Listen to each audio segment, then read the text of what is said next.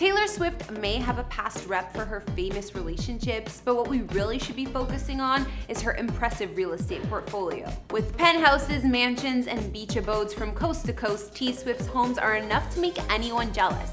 And it's said her properties are worth a total of $80 million or more. We're gonna take a look at where the star calls home, so in the words of Taylor herself, are you ready for it?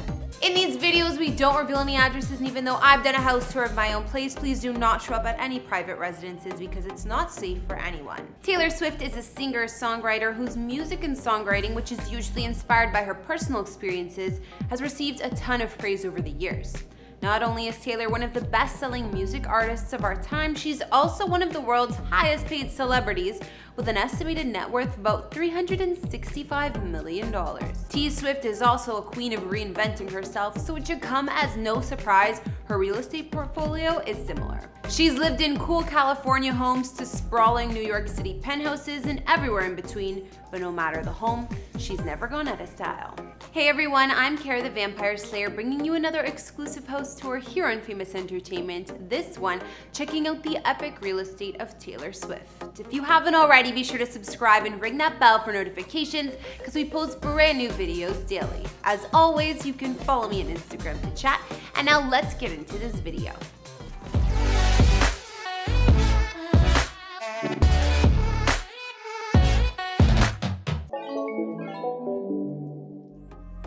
For our first stop, let's check out New York City, where T Swift basically purchased an entire block for $47.7 million.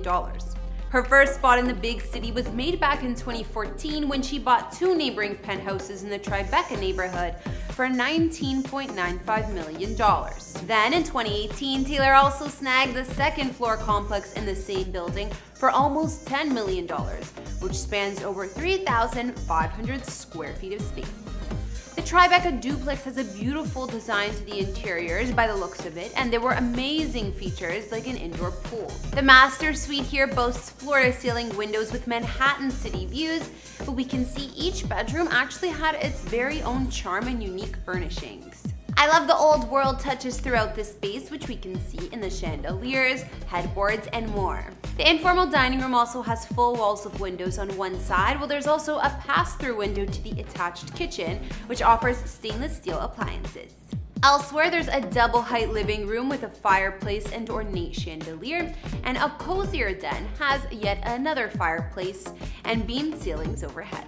Also in 2017, Taylor bought a 100-year-old 4-level townhouse next door for $18 million, which boasted features like a gym, a spa, antique wide plank wood floors, and a planted terrace with a Japanese paper glass wall. The townhouse boasted 7 bedrooms and 6 baths in total, with 3 of the bedrooms located in a next-door apartment, which is useful for Taylor's staff or guests. The townhouse is designed by famed architect Leopoldo Rosati and offers a lot of wood paneling, modern vibes, and natural light throughout. A large and open living room has skylights up above, while the kitchen is compact yet chic, comprised of stainless steel appliances and dark wood. The bedrooms were also spacious with plenty of windows and views of the city, and elsewhere in the residence there were features like a home movie theater and rooftop patio. Despite how impressive Taylor's Tribeca compound is, she's since submitted plenty of permits for over $1 million in renovations. You already know she's done some work to the place. When Taylor needs a getaway, she has her Rhode Island mansion to escape to, which she reportedly snagged in an all-cash deal for $17.75 million. The property sits on 5 acres of land with over 700 feet of beachfront, not to mention it's on the highest point in Watch Hill, giving T Swift amazing views of the water. The quiet neighborhood isn't a huge spot for most celebrities, but that may have been a draw for Taylor to get some much-needed privacy. It's rumored that her song, The Last Great American Dynasty, was actually inspired by her Watch Hill property. Let me explain. The song details the previous owners of the estate, especially Rebecca Harkness, who was the widow of Standard Oil heir William Hale Harkness. This was with whom she picked out a home and called in Holiday House, shortly before he passed away in 1957. Also, according to Taylor's song, after the 4-story home was occupied by Rebecca and Woman with Madness, Their Men and Bad Habits, It was left empty for 50 years before the singer eventually purchased it. She then goes on to sing, "Who knows, if I'd never showed up, what could have been?" Either way, the Rhode Island estate spans 12,000 square feet inside with 8 beds, 9 baths, and 8 fireplaces throughout. Not to mention plenty of space for all her guests when she throws her summer parties. The interior of the home has many period features as you might expect from a 1930s estate, such as the fireplaces, as well as hardwood floors, crown moldings, and 2 kitchens, including a service kitchen. We can tell the generous living spaces come in handy as Taylor has been known to entertain her fellow artists and models at the home. Most notably, her famed 4th of July parties where a ton of photos have been posted to Instagram in the past, showing off her kitchens, common rooms, and the many terraces.